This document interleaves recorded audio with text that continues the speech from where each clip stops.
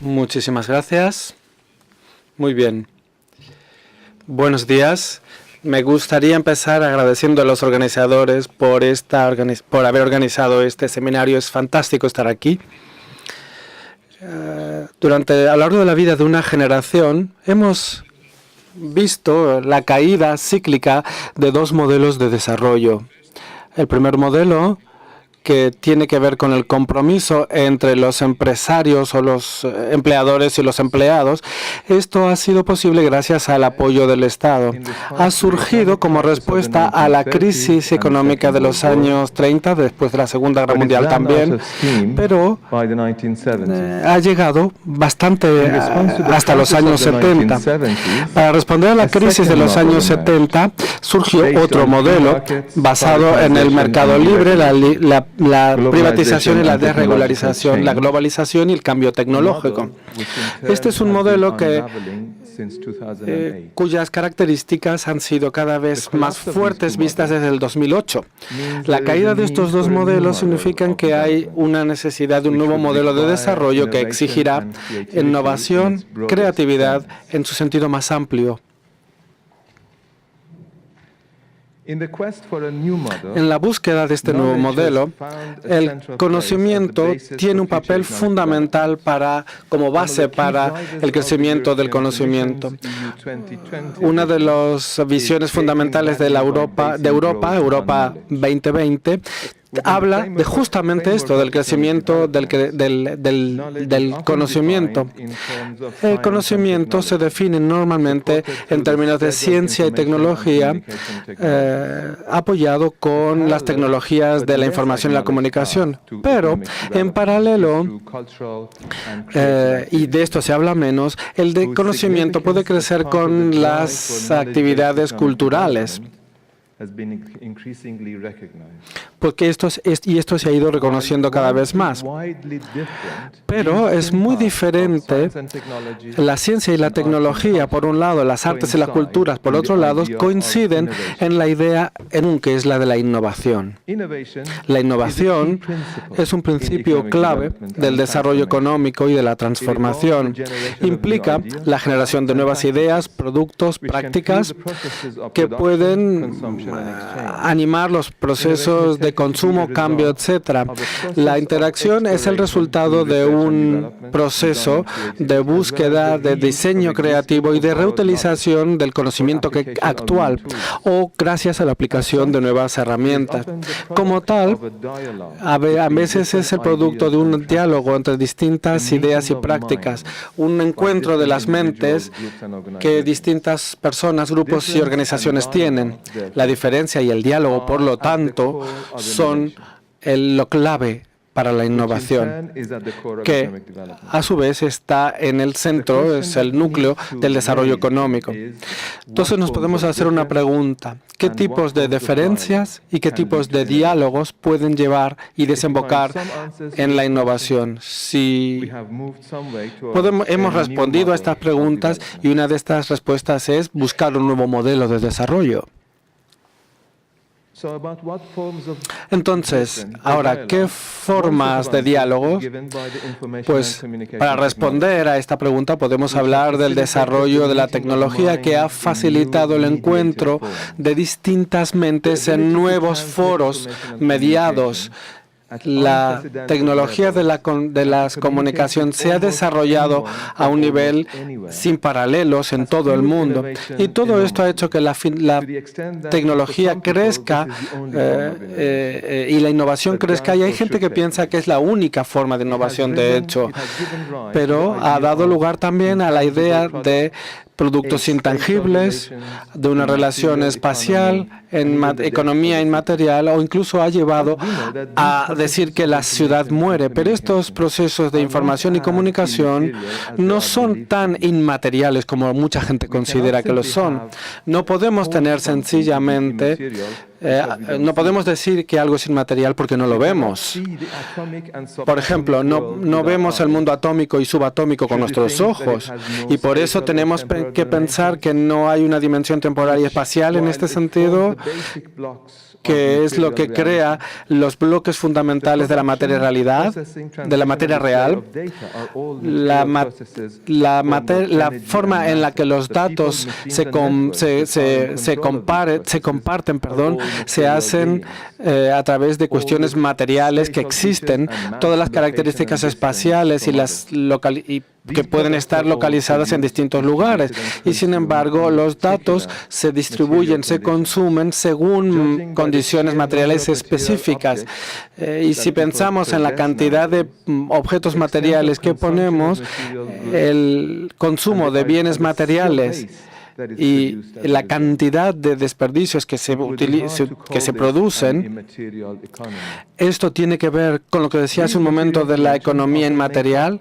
Bien, pues todas estas dimensiones inmateriales indican también el crecimiento de las ciudades en lugar de la caída y de la desaparición de las ciudades, como se decía o se ha dicho en algunos momentos. Entonces, la contracción espacial es una forma muy importante de interacción, entre otras cosas. Por lo tanto, podemos responder de otra manera a esta pregunta. Es el de los grupos espaciales. La respuesta a la interacción y la diferencia se da normalmente con soluciones basadas en el espacio, es decir, comunicación personal, de manera que las personas o las organizaciones se reúnen en distintas localizaciones haciendo un grupo de actividades que se crean para posibilitar la innovación. Hay distintos grupos que surgen gracias a decisiones individuales y a mecanismos del mercado. La idea es crear nuevos grupos o nuevos clústeres mediante las políticas estatales o administrativas, y para ello se ha facilitado la creación de estos clústeres a través de acuerdos institucionales. Dicho de otra manera, estos grupos que permiten la interacción de distintas personas y mentes, pues esto se considera un requisito clave de la innovación. Por lo tanto, muchos pueden pensar que no se crean nuevos grupos para la búsqueda del crecimiento de la innovación. La ciencia, la cultura son, en este sentido, clústeres de innovación. Por ello, estas bases para el diálogo mediado espacial y científico, creando clústeres o grupos físicos, son los que empiezan con la innovación en nuestro mundo. Tienen el potencial de darnos apoyo y, sobre todo, dar apoyo a la intercomunicación personal, básico para la innovación. Pero si tuviésemos que evaluar todo esto de manera adecuada, tenemos que explorar y probar también qué límites tienen estos grupos o clústeres. Desde el análisis de Marshall sobre los distritos industriales, el proceso de aglomeración se considera una característica definitiva, mientras que la especialización del espacio urbano se va produciendo a la vez. Esta especialización no es necesariamente exclusiva y puede coexistir con una gran cantidad de actividades que se pueden soportar de otras maneras, apoyar de otras maneras. Pero este proceso de agrupamiento se puede institucionalizar, pero a la vez es cada vez menos diverso y menos productivo.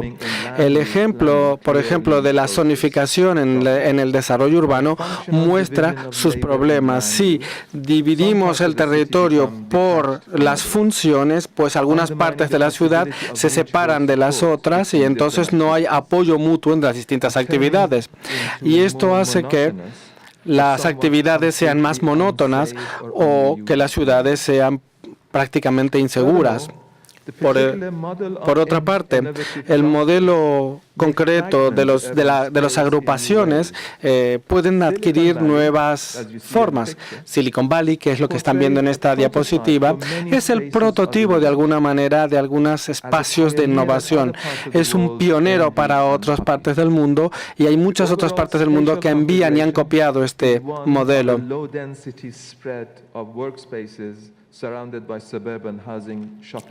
Es decir, el modelo que se ha utilizado es en un centro rodeado de centros comerciales y esto sigue el modelo del desarrollo suburbano que se ha creado a partir de la Segunda Guerra Mundial en Estados Unidos y pertenece de todas maneras esto a una cultura y un tiempo determinado.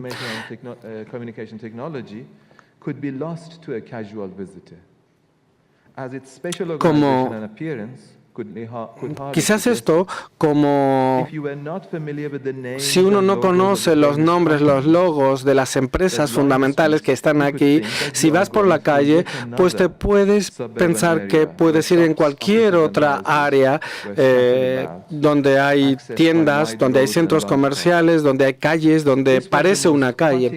Este modelo, el de Silicon Valley, era un espacio fantástico de creatividad en aquel momento, copiando de alguna manera el desarrollo de las grandes ciudades, un modelo que ha crecido gracias a la disponibilidad de tener territorio barato, que ha permitido justamente este crecimiento. Pero los grupos, los agrupamientos están localizados en los centros de las ciudades y no en las partes suburbanas. Y esto es lo que permite más la creatividad y los desarrollos. Hay algunas autoridades locales que no están haciendo este tipo de cosas. Y se han creado nuevos centros de desarrollo en sitios donde está decreciendo el desarrollo industrial. Pero las ciudades siempre han creado estos grupos de distintas actividades, entonces se pueden planificar, ¿por qué no?, estos agrupamientos o estas agrupaciones o estos clústeres como forma de desarrollo urbano. ¿Cómo se crean estos espacios y cómo se relacionan los espacios con sus entornos? Por ejemplo, si hay un desarrollo o si hay un espacio de creatividad en un sitio industrial en desarrollo, ¿qué relaciones se puede crear se puede considerar en este centro de creación con el espacio, el entorno? ¿Puede haber relaciones? Sabemos que hay peligros y límites con el determinismo físico, pero la organización espacial es la herramienta fundamental para el desarrollo económico, pero también urbano de una ciudad. Estas políticas de producir clústeres creativos están basados en la idea de la comercialización de la ciencia y la cultura y están localizados en sitios concretos. Tiene que ver con dos condiciones fundamentales que no todo el mundo quizás esté de acuerdo con ellos. Y además el gobierno, las empresas o los turismos le dan atención a esto, pero esto puede hacer que los clústeres en las zonas que no están en el centro pues puedan bajar de nivel. La siguiente pregunta que nos podemos hacer es ¿qué tipo de diversidad podemos tener?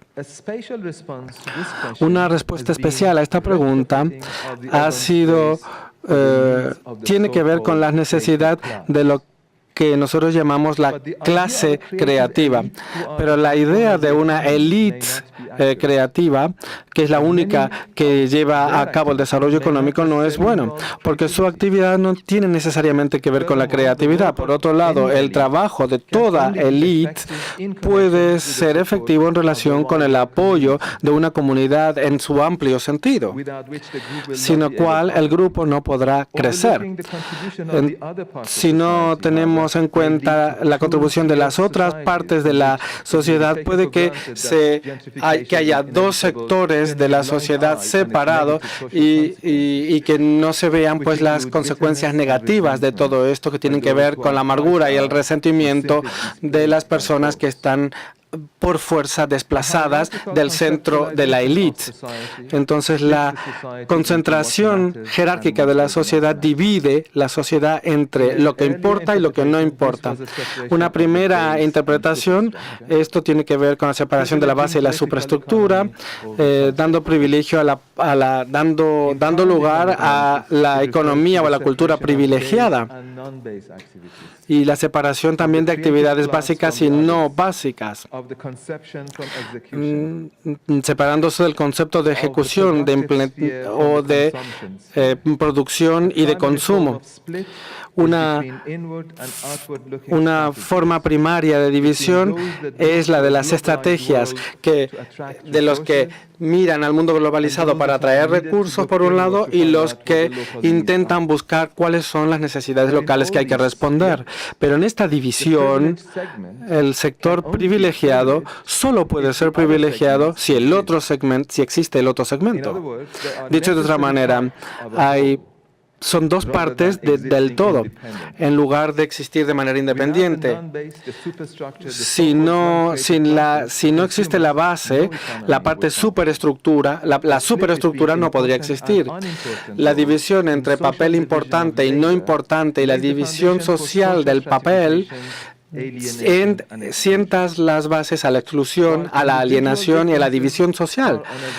Evidentemente, las diferencias sociales son inevitables y entre las personas son inevitables porque cada uno tiene un papel distinto. Pero la división estructural es lo que crea a largo plazo una fractura, una división. Es decir, la creación de clases de élites de innovación puede tener algunos resultados, pero luego el impacto sobre la sociedad y sobre el espacio es muy fragmentado. Entonces, en vez de centrarnos en lo que es la aglomeración exclusiva y o específica, deberíamos buscar interferir, interactuar, y dialogar con todos. Y esto ayuda a superar la fragmentación. Con esto tenemos en cuenta una población diversa, las distintas culturas como fuerte de la innovación, en lugar de ver clases jerárquicas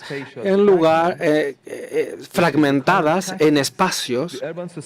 La sociedad urbana puede ofrecer un marco integrador de la innovación si las nuevas ideas, las nuevas prácticas pueden surgir gracias justamente a la interacción entre los distintos niveles y donde todo el valor humano se reconoce y se tiene en cuenta, como han dicho Adam Smith y Robert Owen. El desafío es cómo movilizar, cómo apoyar todos los esfuerzos humanos en todas sus formas. Este enfoque inclusivo, entonces, reconoce el papel que desempeñan los distintos grupos en la economía y facilita su colaboración, su coexistencia con el desarrollo de un aspecto público muy desarrollado, tanto institucional como espacial. En este nivel es en el que los distintos grupos de la sociedad se pueden desarrollar y desarrollar distintas prácticas, pero este enfoque de todas maneras puede tener sus problemas. Un problema es el del dominio de la esfera pública por la proliferación de productos culturales que están en estrecha relación con el crecimiento de una economía basada en el consumo. Gran parte de la economía en muchísimos países solamente se basa en el consumo. La dimensión espacial de este enfoque ha sido el desarrollo de espacios urbanos que estimula el consumo mediante la venta y la compra, experiencia de eventos y publicidad concreta. El problema, sin embargo, queda claro, porque el modelo basado en el consumo no es respetuoso con el entorno o con el desarrollo económico. Por lo tanto, tenemos que ver cómo el espacio social y cómo los productos culturales se pueden generar y desarrollar con un valor económico sin caer en el consumismo. Por otra parte, el consumo no es accesible igualmente a todo el mundo y las desigualdades que cada vez más crecen en las sociedades desembocan en una división de las ciudades con una gran cantidad de espacios en barrios ricos, a diferencia de los guetos pobres. Estos enfoques se basan en un concepto instrumental de la cultura y no tienen en cuenta la diversidad cultural, que es una de las características de la ciudad moderna.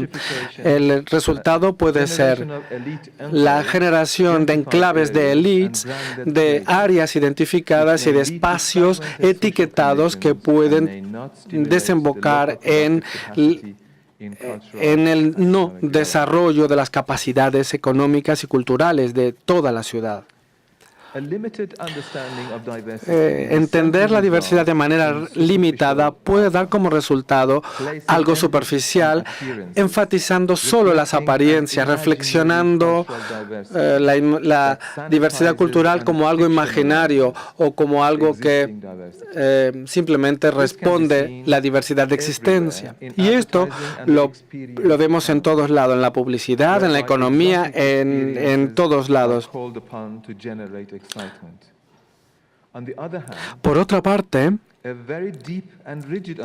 una comprensión muy profunda y enriquecedora de la diversidad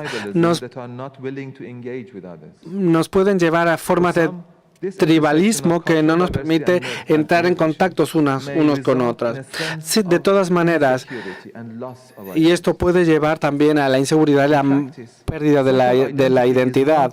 La identidad social no es tan fluida como el consumismo parece sugerir y no está tan estancada como recomiendan las tribus, ni desde el punto de vista liberal ni desde el punto de vista conservador. La diversidad es algo distintivo, pero también demuestra que hay similaridad entre los distintos grupos y estos dos elementos son los que hay que tener en cuenta para comparar las cosas. El desarrollo económico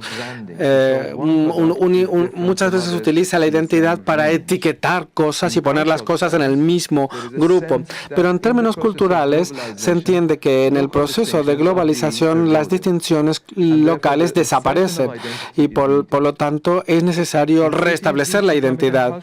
En las consideraciones económicas y sociales de las ciudades se puede ver en lo que nosotros llamamos los iconos constructivos o los grupos etiquetados, digamos.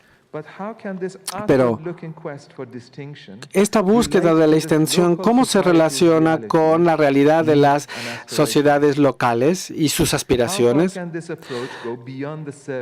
¿Cómo podemos ir más allá de lo superior, de lo superficial, para poder llegar a la verdad de las personas y de los lugares? Para muchas personas la diversidad es fuente de vitalidad, pero al mismo tiempo una amenaza de la estabilidad y la continuidad.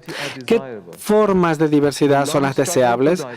La larga lucha por la diversidad está enraizada para responder a la aparición de la gran burocracia y para responder a algunas consideraciones políticas y económicas que están en contra del verdadero desarrollo.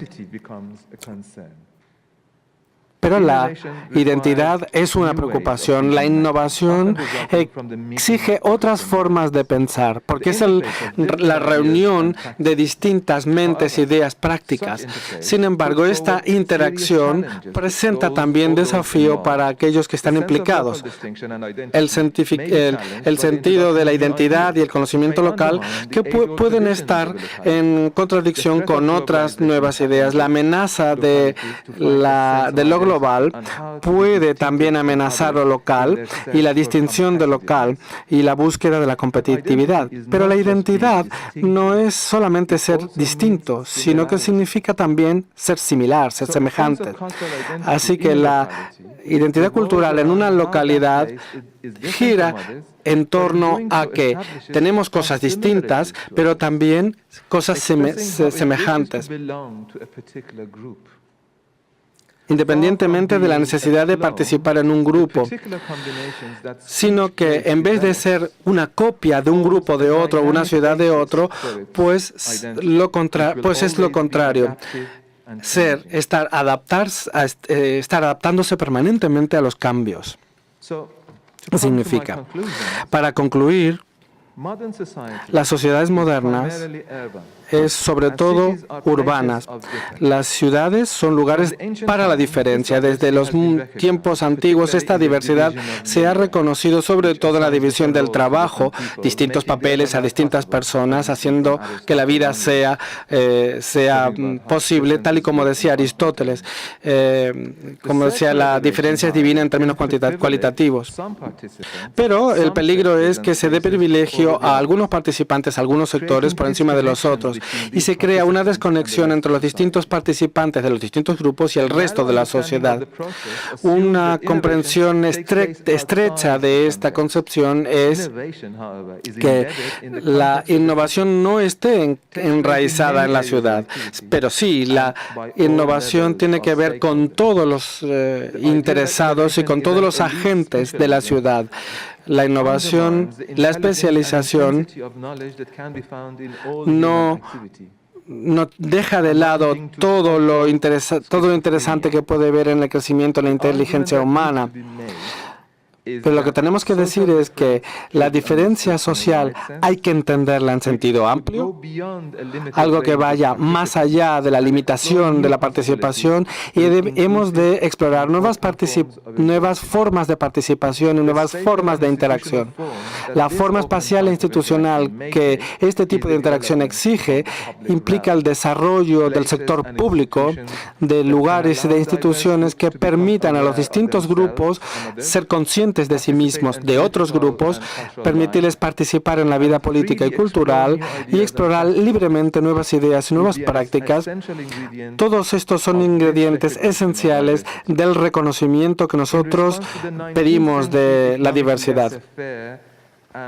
Para responder al laissez-faire y a la libertad del siglo XIX, muchas instituciones han tenido distintos desarrollos, pero Hegel y otros pensadores han hablado del reconocimiento de las distintas formas, de las distintas fuerzas, gracias a la intervención pública que permita estas distintas actividades, porque poner los distintos grupos en relación permite a los grupos aprender unos de otros. Esto puede movilizar nuevas ideas, nuevas prácticas y también llevar a cabo una gobernanza institucional gracias a un sector público interactivo y de desarrollo. Y esto hará que los enclaves culturales y las élites culturales tengan su lugar, que se desarrollen, que entren en relación en un lugar concreto para el desarrollo de todos. La diversidad es una característica inherente de la sociedad urbana y hay que buscar formas en las que las distintas maneras puedan estar presentes y que tengan un efecto positivo y mutuo entre los distintos grupos. En términos espaciales e institucionales, esto desemboca en el desarrollo del espacio público, de procesos públicos, donde las distintas ideas, prácticas y grupos se pueden encontrar, en lugar de pensar solo en enclaves o en élites culturales. El papel público permitirá la distinción local y permitirá la creación de un espacio donde las distintas localidades o grupos puedan relacionarse. La homogeneidad, que es consecuencia también de la globalización, puede estar equilibrado con una composición democrática a nivel local, cada uno con sus propias características. Muchísimas gracias.